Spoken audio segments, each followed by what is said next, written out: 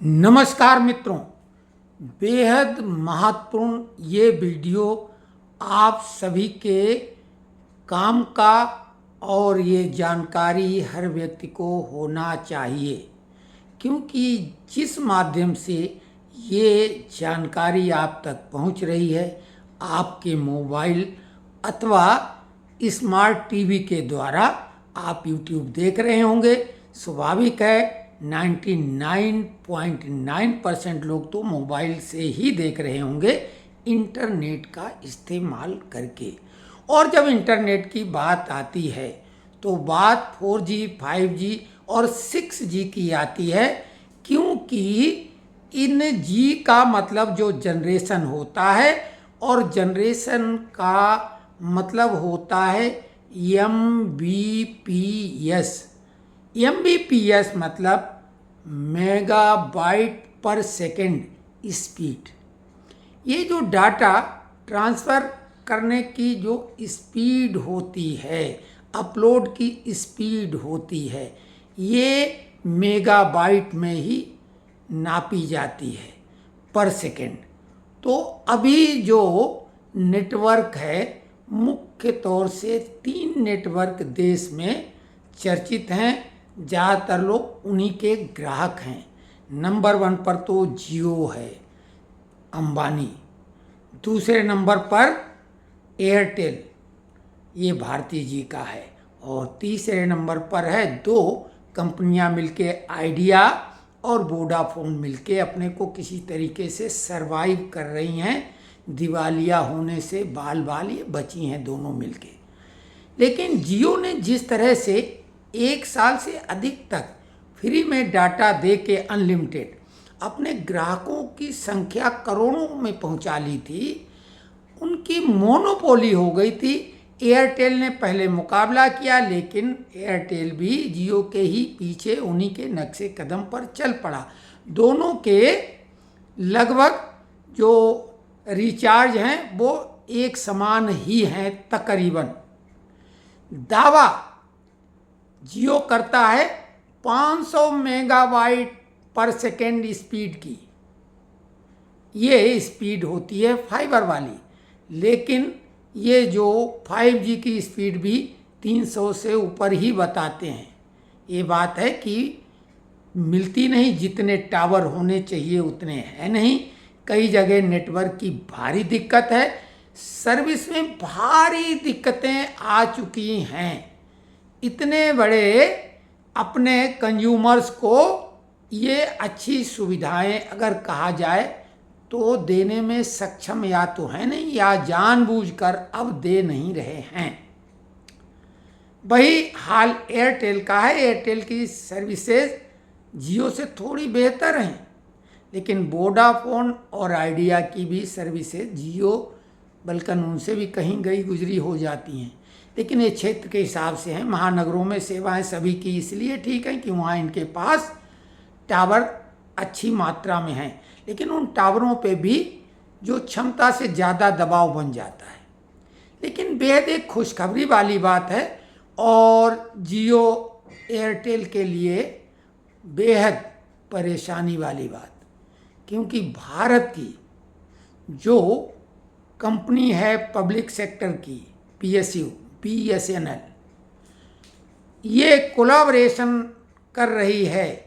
चूंकि टाटा के द्वारा किया, रतन टाटा ने स्टारलिंक, एलन मस्क, दुनिया में सबसे बड़ा जिनका नेटवर्क है एलन मस्क। हालांकि टेस्ला कार को लेके भारत के साथ उनकी थोड़ी ठन गई थी, लेकिन जिस तरह से राजनीति में भी कोई स्थायी दोस्त दुश्मन नहीं होता है, उसी प्रकार से व्यापार जगत में भी। तो रतन टाटा ने एलन मस्क की स्टारलिंक कंपनी से कोलैबोरेशन कर लिया है, हस्ताक्षर हो गए हैं, और अगस्त महीने से ये सेवाओं का शुरुआत कर देंगे। आप जानें ये स्टारलिंक क्या है, क्योंकि जो भी हमें सेवाएं अब मिलती हैं, आपको अभी पता लगा परसों के दिन माइक्रोसॉफ्ट का सर्वर फेल हो गया था, तो जो एयर वाले डाटा जिनका था, तो वो क्लाउड वाला, वो उसमें गड़बड़ी हुई। कोई ने बोला ये हैक किया रसिया ने, किसी ने बोला कुछ, लेकिन उससे तमाम विमानन कंपनियों की सेवा, उनकी फ़्लाइट में बहुत प्रभाव पड़ा। कहीं कहीं रेलवे में दिक्कतें आई। हालांकि भारत में रेलवे में तो दिक्कत नहीं, लेकिन कुछ एयरलाइंस को दिक्कत हुई। बैंक ट्रांजैक्शन में भी भारी दिक्कतें हुई। पूरी दुनिया के 30 देश लगभग ठप से हो गए थे। तो आजकल निर्भरता ये जो है सैटेलाइट के थ्रू ये सारे सिस्टम चलते हैं। सर्वर तो हैं लेकिन सब सैटेलाइट के द्वारा लिंक होते हैं। और सैटेलाइट के मामले में स्टारलिंक, जिसकी हजारों हजार सैटेलाइट आसमान में छाई हुई हैं, अगर कहा जाए कि स्काई किंग कोई है तो वो एलन मस्क है, जो एक्स हैंडल जिसने ट्विटर खरीदा, वही वाला टेस्ला कार का मालिक। तो एलन मस्क का स्टारलिंक, इसको कोई टावर लगाना नहीं पड़ता है। और इनका दावा है, जो कि अन्य देशों में जैसी ये सेवाएं दे रहे हैं, क्योंकि BSNL बेहद सस्ती सुविधाएं देता है, लेकिन इनकी प्रॉब्लम चूंकि सरकारी संस्था होने की वजह से एक तो लोगों का भरोसा नहीं, दूसरी बात इनके कर्मचारी अच्छी सेवाएं वाकई में देने में लापरवाही करते हैं, सरकारी हैं। तो ऐसे में रतन टाटा, जिन्होंने एयर इंडिया को लिया, अधिग्रहित किया और उसकी सेवाओं में सुधार लगातार जारी है, उसी तरीके से BSNL टाटा से कोलैबोरेट होने के बाद स्टारलिंक से कोलैबोरेशन उनका हो रहा है। और अब साल बीतते बीतते जियो और एयरटेल जो है किस स्थिति में होंगे कि अब क्या कहा जाए। जैसा इन्होंने अन्य कंपनियों के साथ किया, वही हाल अब इनका होने वाला है। इस क्षेत्र से ये टाटा बाय बाय इनका हो जाएगा, क्योंकि टावर के रखरखाव खर्चे में, और सबसे बड़ी बात, जब आप अच्छी सर्विस नहीं दे पाओगे तो फिर आदमी सस्ते के चक्कर में नहीं पड़ेगा। जबकि अब BSNL अच्छी और सस्ती दोनों तरह की सेवाएं उपलब्ध कराएगा, क्योंकि बिना टावर की ये कहीं भी, ये रूरल एरिया में भी बहुत ही बढ़िया सेवाएं देंगे। और 300 Mbps की स्पीड, जो कि शहरों में भी 50 से ज़्यादा नहीं मिल पाती है, लेकिन वो 50 से तो ज़्यादा है, यानी हर हाल में जियो और एयरटेल से बेहतर सेवाएं ये देंगी।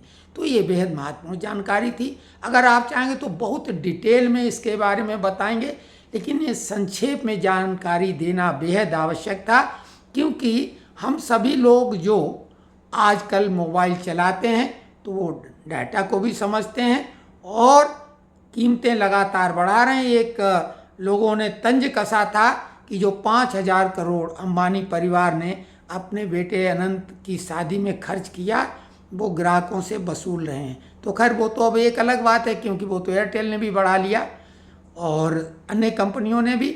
लेकिन अब ये मोनोपोली, एकाधिकार बाजार पर खत्म हो जाएगा जियो और एयरटेल का।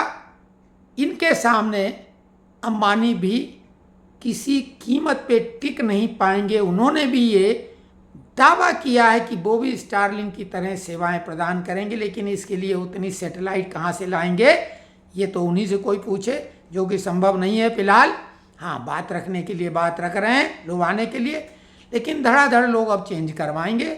और ग्राहकों के तो दोनों हाथों में लड्डू हैं, क्योंकि अब कंपटीटर आया। एक कहावत है ना, अब आया ऊंट पहाड़ के नीचे। तो अब तो भाई ऊंट पहाड़ के नीचे आना तय हो चुका है। पहाड़ क्या, वो तो आकाश के नीचे, उनका तो सारा कारोबार आसमान से ही होता है, एलन मस्क का। तो ये जानकारी कैसी लगी और ज़्यादा डिटेल में चाहते हैं तो कमेंट्स बॉक्स में लिखें और इस वीडियो को अधिकतम शेयर करें, ताकि लोगों को भी ये जानकारी बेहद आवश्यक जो है मिल सके।